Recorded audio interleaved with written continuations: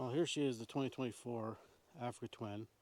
I just got all the panniers installed, crash bars, engine guard.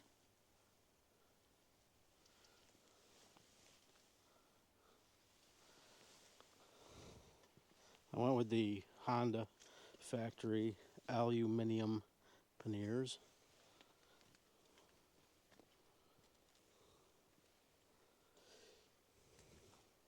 I think it turned out nice.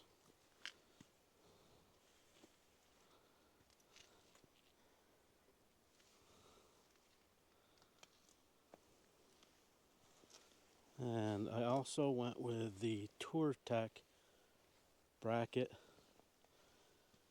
and the Garmin Zumo GPS. So we're going to test everything out and see how everything works together here momentarily.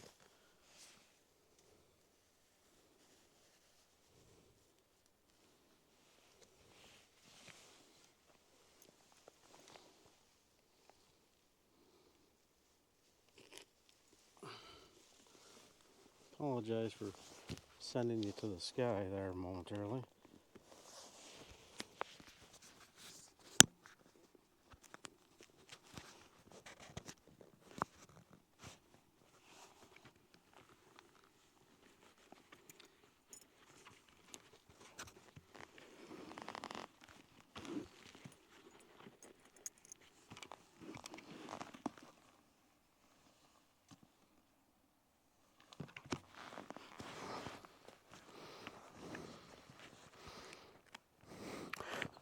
So, I heard a lot of people complain about the boot up time for the Apple CarPlay integration with the Africa Twin, and I also would not want to sit around and wait every time I pull over for it to connect, and if it doesn't connect, it's going to just one of the things that would drive you nuts. So with the cross-country trip planned, I really wanted some, redundancy, more than one way to navigate.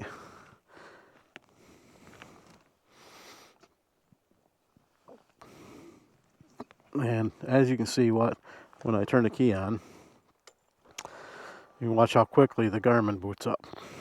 Hit agree, and I'm ready to navigate. Meanwhile, the Africa Twin display is still thinking.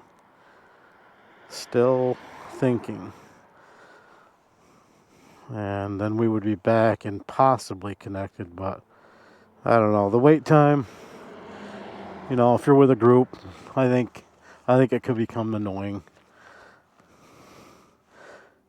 And like I said, a lot of people have said that they've had issues with the Apple CarPlay, with it actually staying connected. Yeah, so we're going to go for a little burn and see how the bike rides with the cases on. What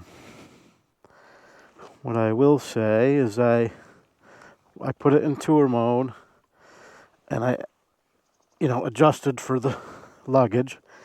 The luggage is currently empty. So your point of view is probably going to be looking at a lot of gauges right now.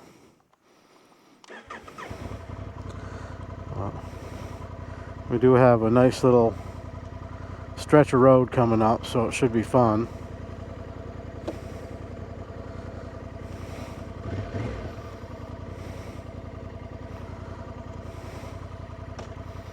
Alright, pull up here so I can see, and it looks good.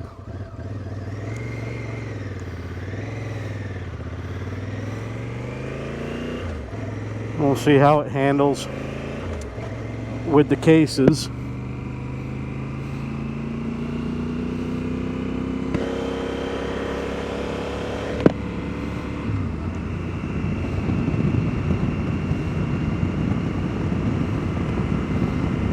So I got some good news today.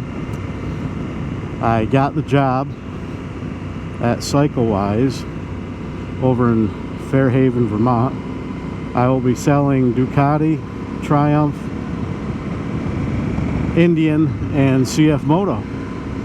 So I look forward to sharing those experiences and going on demo rides and testing out new bikes. It's gonna be a lot of fun. But for now, on the Africa Twin, we've got it all set up for the big trip. We've got all the luggage, the GPS, crash bars. I don't feel the need to change the seat. I think the seat is plenty comfortable. Maybe I'll think differently as I venture on and do some bigger miles. Like I said, I'm going to be doing some shakedown trips, testing my camping equipment. That'll be forthcoming probably, well, right now it's in April, so probably, well, I would imagine Memorial Day weekend will probably be the first time that I get out to test it, everything out camping. So I'll definitely be sharing my thoughts and opinions and first impressions of the equipment that I've purchased thus far for the big trip.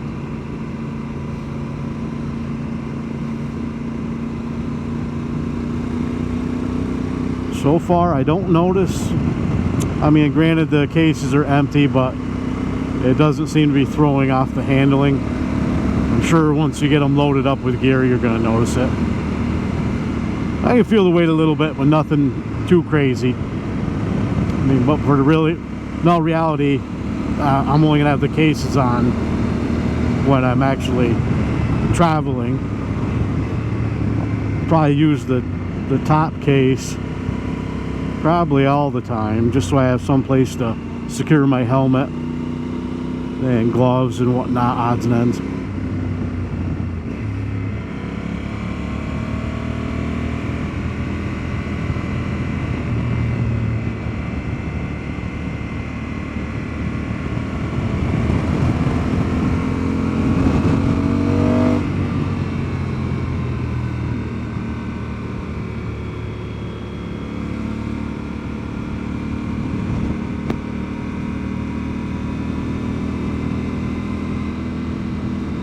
The roads don't look too bad, but still very early season, so we aren't going to be testing the limits of the tires today, that's for sure.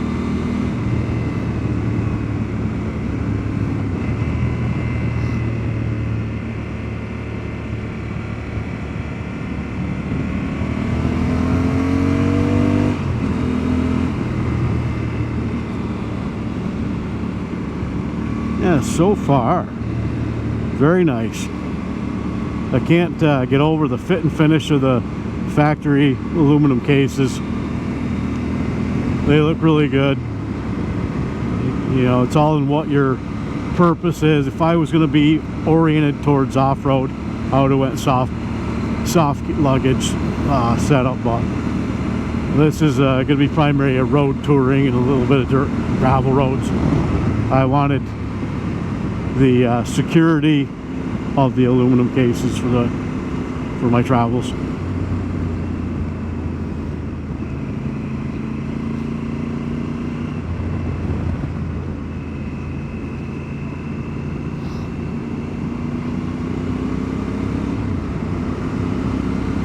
Oh, this is nice. It feels good to be out.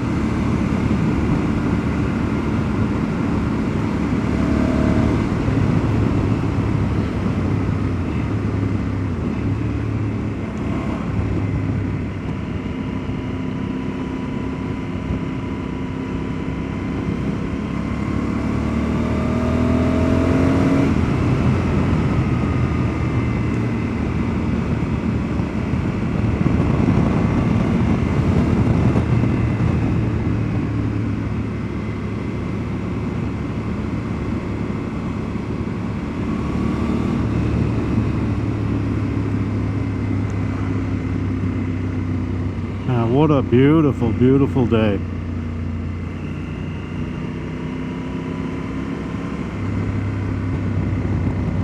Yeah, I'm so stoked. Start that job.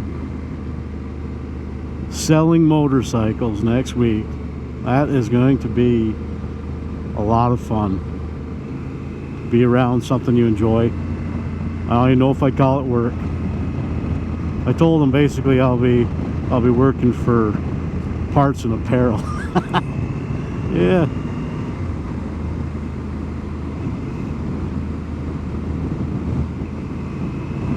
Oh, I love this road.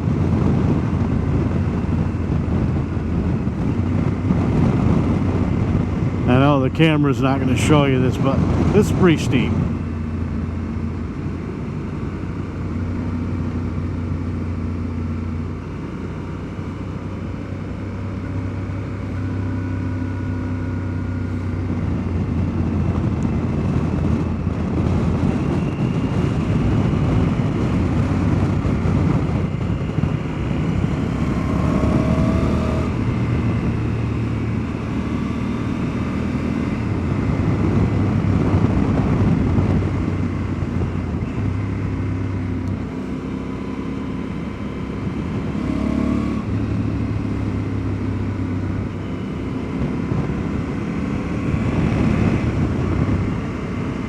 Yeah, if you have to be up here at Americade, this is 9N. It goes from Lake George Village to the town of Ticonderoga, and it is a beautiful ride.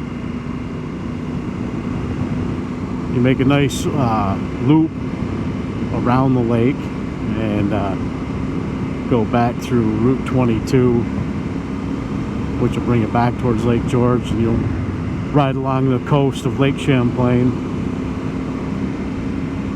Probably about 120-mile loop, probably.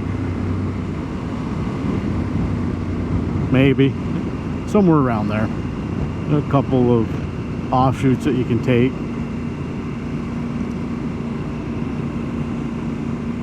Yeah, Maricade's a nice touring rally. I enjoy going there. And Laconia, it's another nice rally to go to. I'm sure I'll make my way down to Americade. That's usually sometime in June. It's like I want to say it's the week before Laconia, so they kind of go back to back. You generally go to both of them. A good time, good people.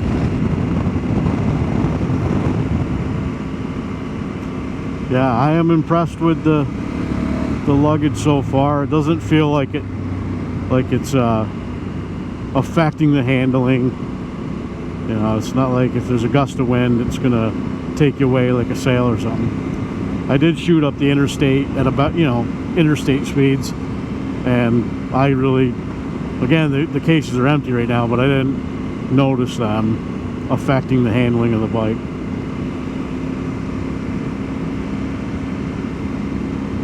I'll give you, some more input and reviews once I get everything loaded and actually get out there for a good trip. Well, this is just first impressions of the quality of the Honda equipment. And I would imagine it looks like they're made by GV. I would imagine the same company probably makes all of them, and they just stamp Yamaha, Honda, or GV, or whatever on them for the most part.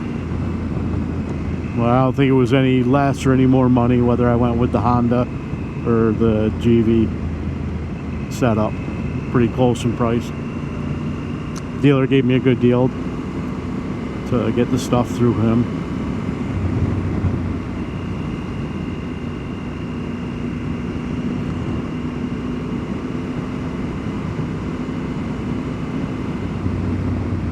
Nice little general store.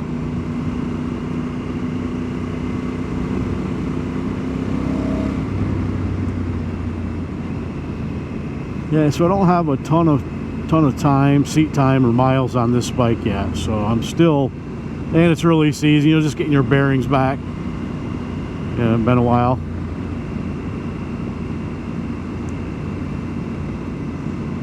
That's the downside of living in the Northeast.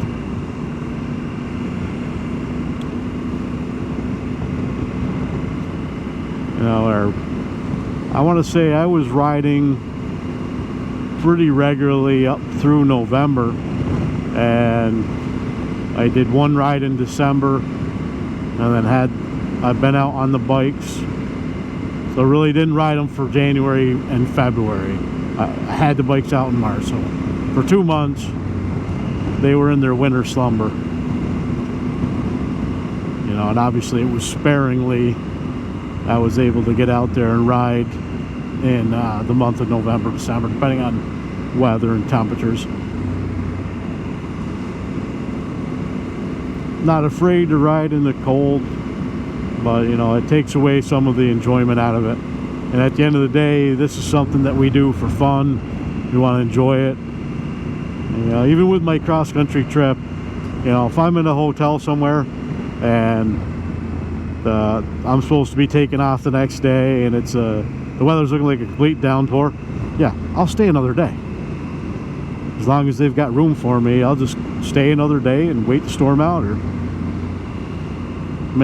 it's inevitable you're going to get caught in some weather, but I'll avoid what I can. That's no fun. It's downright dangerous riding in the rain anyway. It's not so much me that I'm worried about. It's dogs, deer, other people, cars. You can't control what other people are doing. You can only control what you do, and always trying to look ahead for that hazard out there. And as you get older, I wouldn't say wiser, but as we get older, we think about those things. When I was 16, 17 years old, that stuff didn't even cross my mind. I was hop on the bike and let's go. It's go time.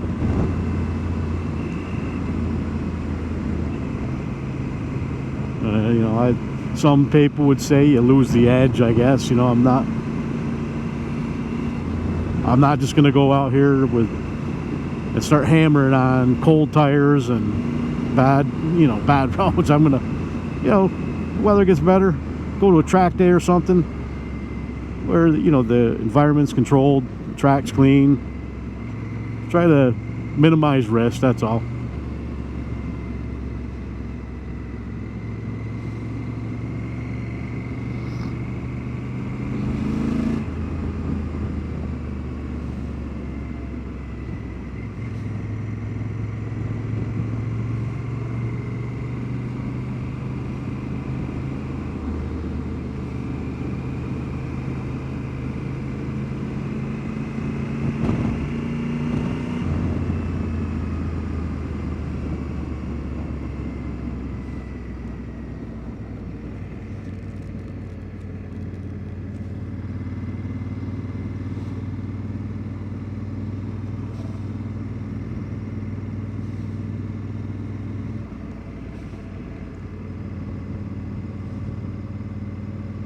Yeah, that's just such a nice view right here.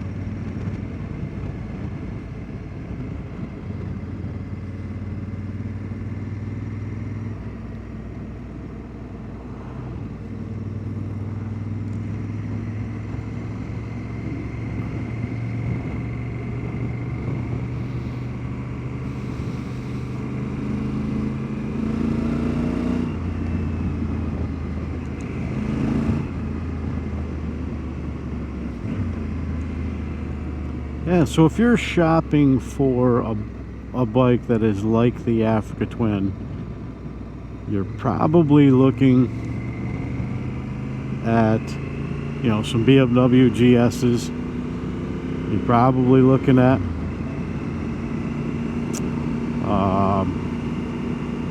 Yamaha T7, Aprilia Touareg, a little smaller, engine displacement. Probably the closest thing would be a Ducati Desert X, probably the closest. And I'm going to get to ride one of those here pretty soon, so I can actually compare them. But I can say that this is a solid bike. I like the way it handles. I like the seating position, seat height. For this model, the Adventure Sport was huge.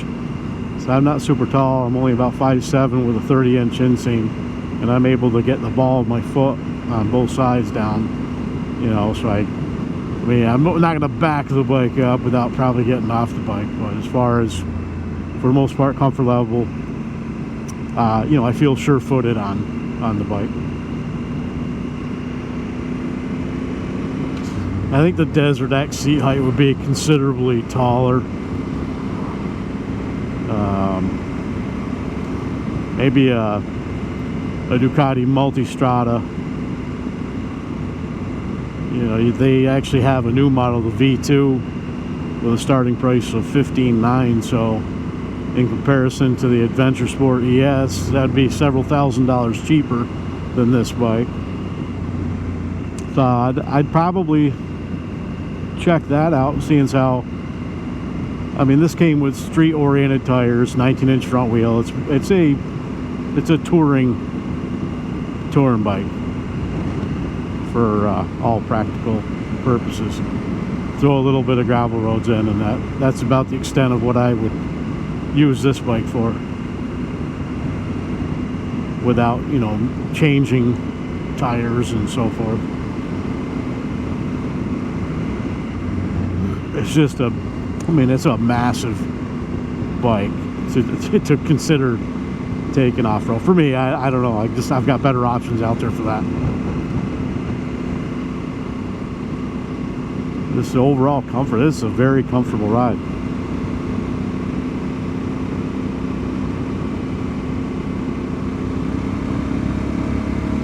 It's got a nice turn in, holds the line real well.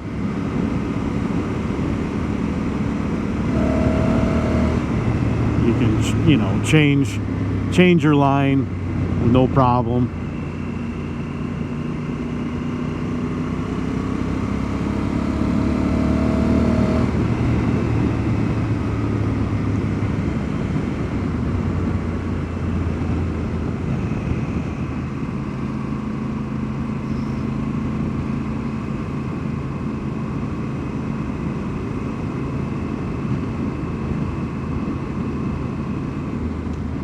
I am looking forward to that, though. I do really want to try out a Ducati Desert X. I think that, you know, when I'm sitting here trying to think, or a Multistrada, I don't know, one or the other, I think the Desert X might be more comparable to a Yamaha T7 as far as its off-road capabilities, depending on which models you look at. Say the Multistrada,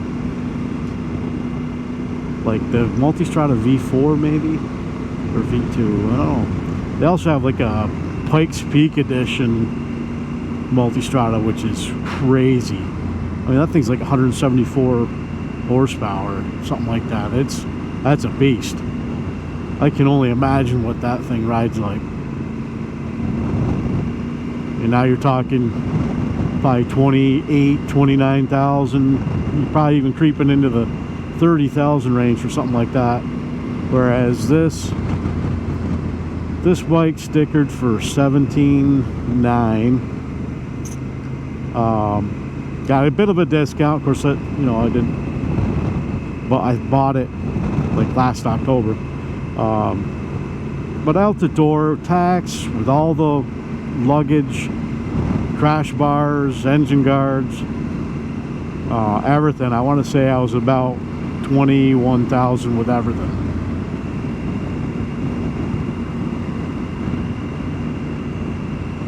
The only thing that doesn't include is the top case I added after, and the GPS. So 21 plus another probably $600 for the top case, another $600. That's another $1,200. So probably 20. Oh, I'd say 23,000. That's everything. Tax, everything.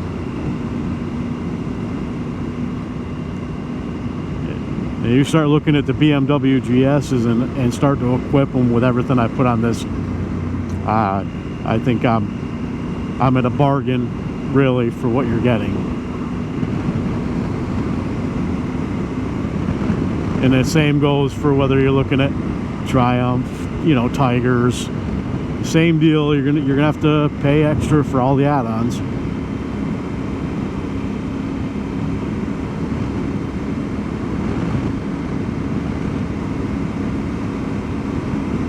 Yeah, so, well, let's see.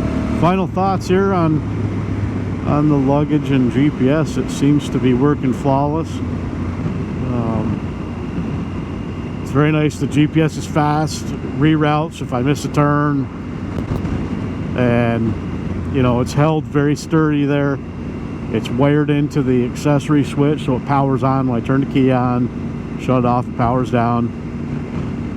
And it's locked into this cradle, so I can leave it on the bike, not worry about theft, you know, to a certain degree. It's going to slow somebody down. Am I going to take this on and off every time I stop somewhere? No. That's why I bought the locking device for it. If somebody really wants to take that GPS I get, by golly, they're probably going to take the whole bike anyway. At the end of the day, when I'm traveling, I'll probably just put like a bike cover over the bike anyway, and that it's a partial deterrent. They really can't see what's underneath it, obviously, till they uncover it, and then people are generally, you know, most of the time I'm going to be camping in my tent right next to the bike, so that won't be an issue. And then the hotel stays, just try to stay someplace, you know, that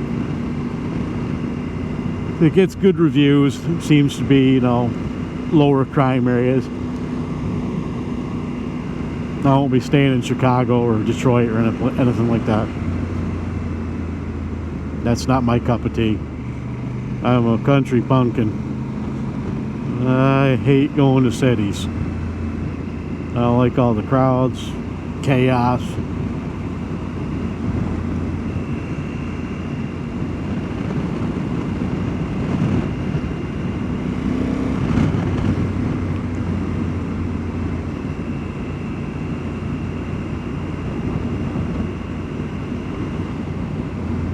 Well, I hope I was able to offer you guys some halfway decent information about the new cases and GPS and the bike.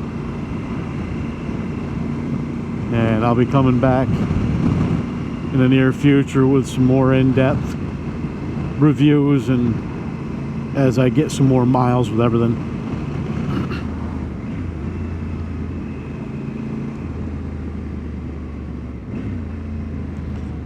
Until then, everybody stay safe and enjoy the ride.